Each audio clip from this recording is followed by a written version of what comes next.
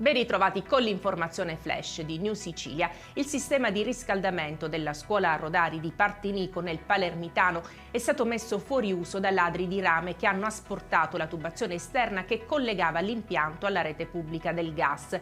Il sindaco Pietro Rao ha espresso il suo sdegno e la sua frustrazione per l'azione dei delinquenti che hanno causato danni alla scuola e disagi per gli alunni iscritti alla sezione elementare.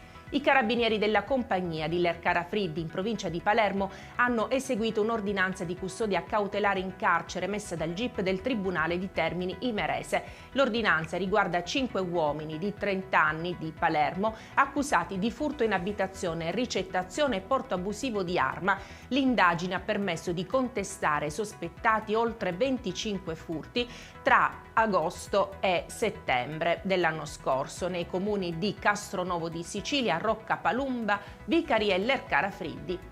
I carabinieri della compagnia di Messina invece hanno effettuato l'arresto in flagranza di reato di una 45enne e di un 26enne, madre e figlio, per detenzione di sostanze stupefacenti ai fini dello spaccio. La perquisizione domiciliare effettuata nell'abitazione dei due ha permesso di rinvenire e sequestrare 110 grammi di marijuana e 25 di hashish, insieme al materiale per il confezionamento, 2 bilancini di precisione e la somma di 355 euro in contanti ritenuta provento dell'attività illecita. La scorsa settimana la Giunta Municipale di Taormina ha approvato un documento di adesione alla rete REDI, la quale è un patto tra gli enti locali italiani che si impegna a promuovere politiche contro la discriminazione degli orientamenti sessuali e delle identità di genere. La proposta di aderire alla rete è stata avanzata dal presidente dell'Arcigay di Messina, Rosario Duca, il quale ha anche suggerito di tenere un evento Gay Pride a Taormina nel mese di settembre. Con questa notizia per adesso è tutto, grazie per averci seguito e arrivederci.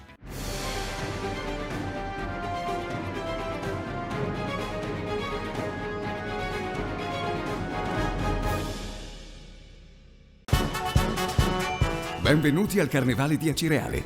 Dal 4 al 21 febbraio, coriandoli, luci, colori e tanto divertimento. Carri allegorici, gruppi, costumi, eventi, maschere e mascheroni.